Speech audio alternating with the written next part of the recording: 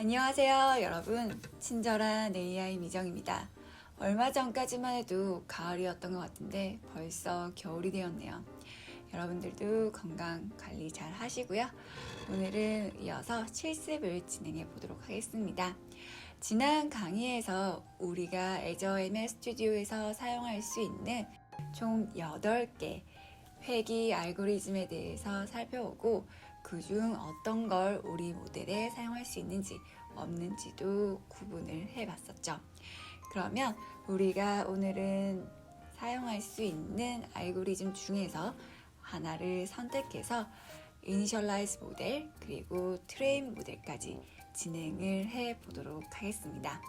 자, 우리에게 익숙한 애저 ML 스튜디오로 이동해서 로그인을 해주시고 지금까지 실습했던 월마트 스튜디오를 오픈해 주시면 되겠습니다. 자, 우리가 실습하고 있었던 월마트 리그레션 모델 실습 잊진 않으셨죠? 우리가 3개의 데이터를 가지고 와서 그 중에서 사용할 것만 선택한 다음에 이렇게 2개를 먼저 합쳐주고 그 다음에 store.csv와 합친 다음에 addin 메타데이터 3번을 거치고 최종적으로 스플릿 데이터를 활용해서 8대2로 데이터를 나눠주는 작업까지 했었습니다. 이 이후는 모델을 학습시키는 부분이라고 말씀드렸죠. 자, 그러면 우리가 스플릿 데이터 아래쪽에 모듈을 연결할 거기 때문에 이렇게 화면을 위로 좀 올려주도록 하겠습니다. 여기 화면을 이동할 때는 이 아래쪽에 있는 아이콘 쓰는 거 아시죠?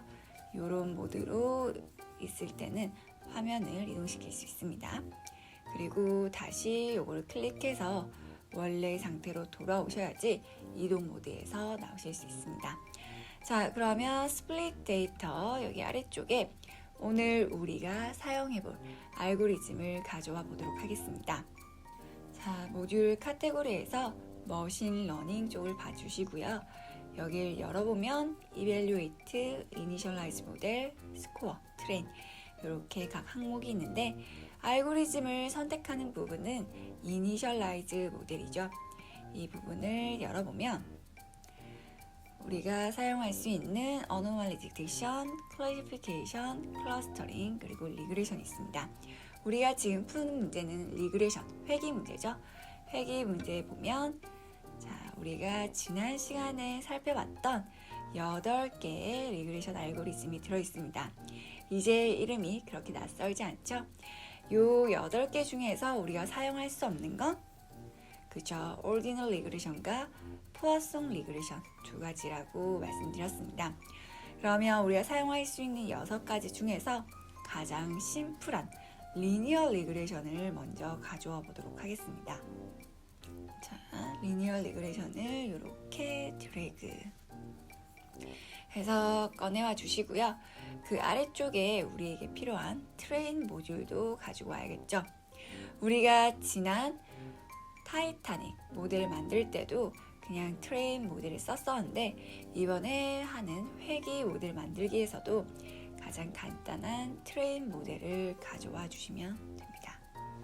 자, 이렇게 위치를 약간 삼각형처럼 이렇게 위치를 시켜주시고요. 이제 하나하나 연결을 해보도록 하겠습니다. 지난 첫 번째 실습에서 이미 다 사용해 보셨겠지만 이 트레인 모델은 위에 동그라미가 2개가 있습니다. 그래서 한쪽은 학습을 시킬 알고리즘 그리고 나머지 한쪽은 학습을 시킬 학습 데이터와 연결이 돼야 된다고 말씀드렸죠. 그래서 알고리즘은 여기 앞쪽과 연결이 되면 됩니다. 그래서 리니어 리그레션의 아래쪽 동그라미를 트레인 모델과 연결을 해 주시고요. 그 다음에 스플릿 데이터 중에서 80%의 데이터가 나오는 건 이 앞쪽이에요. 그래서 이 앞쪽 동그라미와 트레인 모델을 연결해 주세요. 이렇게 연결하면 빨간색으로 느낌표가 뜹니다. 왜 뜨는지 아시죠? 우리가 지금 학습을 시키는 리그레션 모델은 지도 학습, 슈퍼바이스드 러닝이에요. 그렇기 때문에 피처와 레이블을 모델에게 같이 보여줘야 되는데 이 트레인 모델 입장에서는 나는 지금 리니어 리그레션을 입력받았으니까 지도학습이긴 한데 레이블이 어떤 건지 모르겠네 라고 해서 레이블을 물어보기 위해서 이렇게 에러를 주는 거예요. 그러면 트레인 모델을 선택한 상태에서 오른쪽 속성창 봐주시고요. 여기 보면 레이블 컬럼이라고 되어 있죠. 그래서 레이블 컬럼을 선택하기 위해 런치 컬럼 셀렉터 클릭하겠습니다. 자, 그러면 우리에게 익숙한 이런 컬럼 리스트가 뜨고요. 이 중에서 우리가 선택해야 하는 레이블은 어떤 거죠? 그렇죠. 바로 weekly sales, 주간 판매량입니다. 이것만 선택해서 오른쪽으로 넘겨주겠습니다. 레이블은 하나의 컬럼이기 때문에 요거 하나만 선택해 주시면 돼요. 그리고 하단에 체크. 그러면 여기 레이블 컬럼에 weekly sales가 들어가게 될 거고요. 그리고 여기 있었던 느낌표, 빨간 느낌표도 사라지게 됩니다. 그러면 우리는 이제 이 상태에서 학습을 진행을 일단 시켜보도록 하겠습니다. 트레인 모델 위에 마우스 올려두시고 오른쪽 마우스 클릭하신 다음에 Run Selected 해주면 이 트레인 모델과 연결된 리니어 리그레션까지 한 번에 작업이 수행됩니다. 자, 이렇게 학습은 금방 진행이 됩니다. 네, 우리가 지난 첫 번째 실습에서는 학습된 모델의 결과를 좀 중심적으로 살펴봤지 알고리즘에 대해서는 자세히 알아보지 않았었습니다. 두 번째 실습을 진행하면서 우리 구독자 여러분들도 머신러닝에 관련된 개념들 그리고 용어들에 많이 익숙해지셨을 거라고 생각이 돼요. 그래서 첫 번째 실습에서는 많이 살펴보지 않았지만 관련해서 또 질문을 남겨주신 분들도 많아서 이번에는 이 알고리즘 어떤 속성이 있는지 우리가 그 값들을 어떻게 이해해야 되는지 한번 살펴보도록 하겠습니다. 자, 리니어 리그레션을 선택한 상태에서 오른쪽 속성 창을 보면 이 알고리즘의 초기 세팅값, 우리가 어떻게 학습을 시킬 것인가에 관련된 여러 가지 항목들이 있는데요. 이 값들이 무엇을 의미하는 건지 하나씩 살펴보도록 하겠습니다. 우리가 지금 학습을 시키고 있는 건 바로 리니어 리그레션 알고리즘인데요. 이 윗부분에 보면 솔루션 메소드라는 게 있고 그 다음에 L2 레귤레이션 웨이트, 그 다음에 include interceptor, 그 다음에 랜덤 넘버 시드, 그 다음에 allow unknown categorical labels 이런 게 있는데 이게 무슨 의미인가 궁금하시죠? 하나씩 살펴보도록 하겠습니다.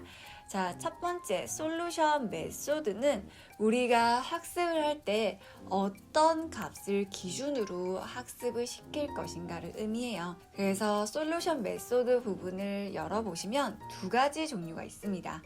온라인 그레디언트 디센트와 지금 기본으로 선택되어 있는 Ordinary Least Squares, 바로 이렇게 두 개가 있는데요. 이 두 가지 방법은 모델이 학습된 동안 어떤 값을 기준으로 보고 학습을 할 거냐, 거기에 차이가 있다고 생각을 하시면 돼요. 우리가 가지고 있는 데이터가 조금 더 복잡한 데이터다, 그런 경우에는 온라인 그레디언트 디센트를 사용을 해주시면 좋고요. 그렇지 않고 좀 양이 적고 좀 일반적인 데이터다, 그런 경우에는 Ordinary Least Squares를 사용을 하시면 되는데, 요건 우리가 그냥 흔히 R-Square라고 이야기를 많이 합니다. 근데 이 R-Square 어디서 들어본 적 있는 것 같은데 하시는 분도 계실 거예요. 바로 엑셀을 사용하다 보면 추세선이라고 하는 걸 가끔 그릴 때가 있잖아요. 이 추세선을 그리면 R 제곱 값이 이렇게 차트에 나오는 경우가 종종 있습니다. 요 R 제곱과 같은 개념이라고 생각을 하시면 돼요. 그래서 우리가 가지고 있는 데이터와 거기에 맞춰서 함수를 그렸을 때 그 두 개가 얼마나 유사한가, 경향성을 가지고 있는가를 의미를 하고요. 1에 가까우면 가까울수록 우리는 좋은 모델이다, 이 함수가 우리가 가지고 있는 데이터를 잘 따르고 있구나 라고 판단을 하게 됩니다. 평소에 엑셀을 좀 많이 쓰셨던 분들은 이게 그거구나 라고 바로 좀 와닿으실 것 같고요. 엑셀을 많이 사용하시지 않는 분들은 이게 뭐지 싶으실 텐데, 이 추세선이라는 건 말 그대로 추세를 본다 생각하시면 될 것 같아요. 우리가 가지고 있는 데이터의 분포와 모델이 만들어진 것 두 개의 추세를 비교했을 때 얼마나 비슷하냐, 그걸 파악하는 걸 생각하시면 되겠습니다. 일단 가장 간단한 형식인 요걸 그대로 사용을 해 보도록 하겠습니다. 그 다음에 밑에 있는 L2 Regularization Weight, 이름만 들어도 복잡하죠.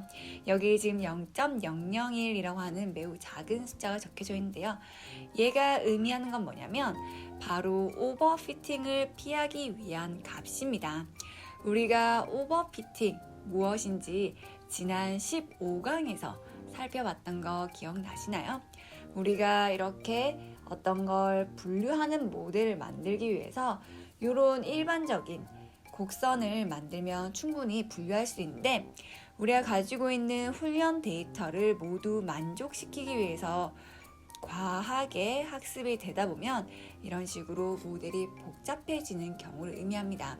이렇게 모델이 복잡해지면 주어진 학습 데이터는 모두 잘 맞출 수 있다 하더라도 새롭게 데이터가 들어왔을 때 엉뚱한 결과값을 내어줄 수 있다고 했죠. 그래서 조심해야 된다고 말씀드렸는데, 이 오버피팅을 피하기 위한 값이 바로 L2 Regularization Weight입니다. 이 값은 기본으로 0.001이라고 적혀져 있는데, 이 값은 항상 0이 아닌 값, 0 이상의 값을 입력을 해준다고 생각을 하시면 되겠습니다. 그래서 우리가 모델을 학습했는데 모델을 막상 학습했더니 실제 데이터는 잘 예측을 못하는 것 같다, 오버피팅이 일어난 것 같다, 그러면 이 값을 좀 더 높여서 학습을 해보시면 되겠죠. 그리고 그 밑에 파란색으로 체크되어 있는 include intercept term 이라는 게 있는데요. 여기서 의미하는 intercept term이란 것은 우리가 y는 wx 플러스 b라는 식이 있을 때 b, 바로 바이어스를 의미한다고 생각을 하시면 돼요. 그래서 우리가 이렇게 처음에 식을 설계할 때 바이어스를 사용할 것이냐 말 것이냐, 그걸 의미하는 게 바로 요거예요. 우리 13강 러닝의 의미에서 이 y는 wx 플러스 b 요 식만 이해하면 누구나 머신러닝을 할 수 있다 라고 시작하면서 이 웨이트와 바이어스를 학습하는 게 모델이 하는 일이다 라고 말씀드렸는데, 이때 말씀드렸던 뒷부분 B가 바이어스고 이걸 인터셉트라고도 합니다.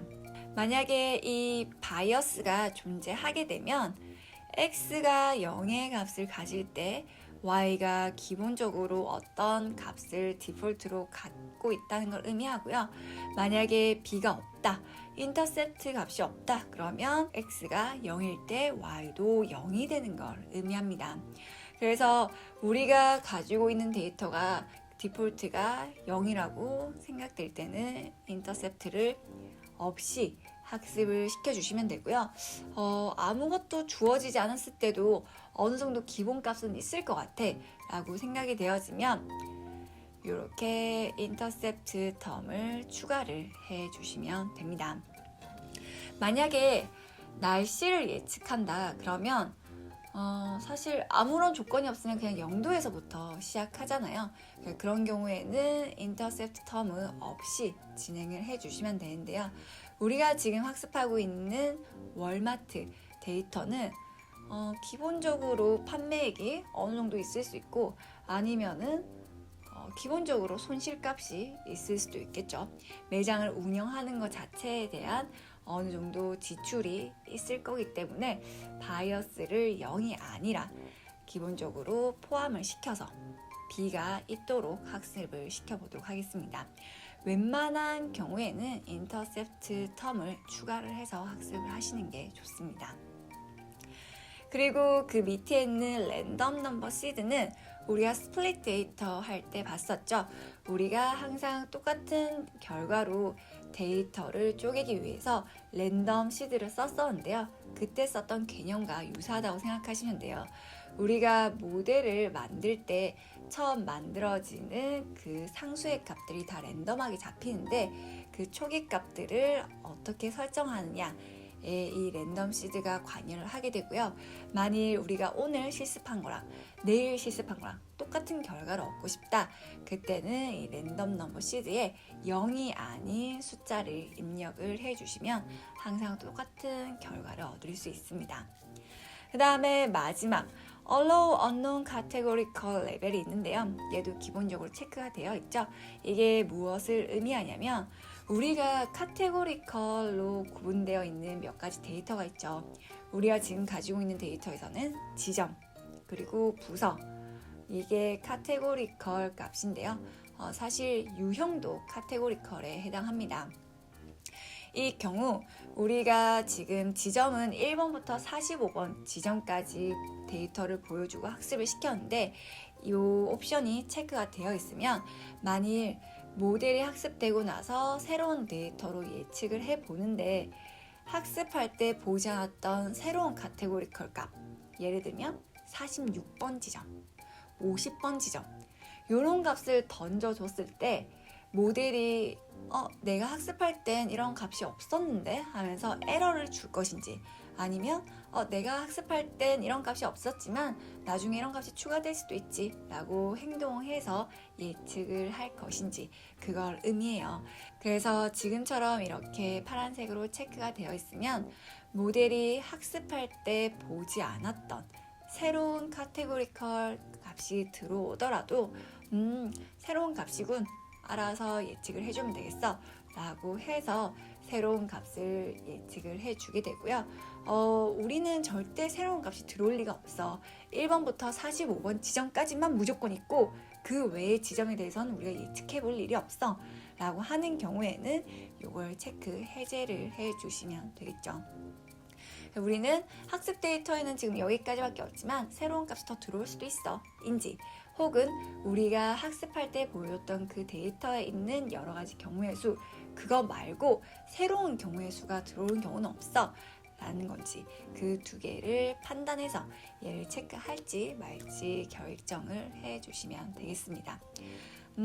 우리가 지금 가지고 있는 건 사실 1번부터 45번까지의 지점, 그리고 1번부터 99번까지의 부서, 그리고 A, B, C 세 개의 유형이 있는데요. 이 유형 말고 다른 값들이 들어올 수도 있겠죠. 어떻게 될지 모르니까 일단 요거까지 체크한 상태에서 학습을 진행했습니다.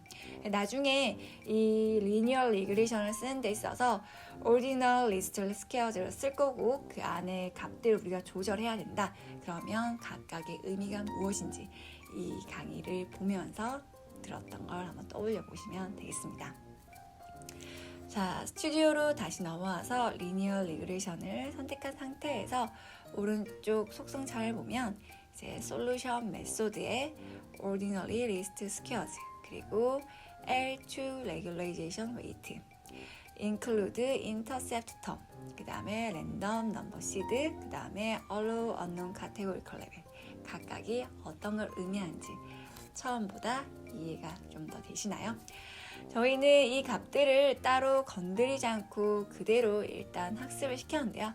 아마 여러분들하고 저하고 랜덤 넘버 시드를 넣지 않았기 때문에 만들어지는 모델의 값은 다 다르게 만들어졌을 거예요.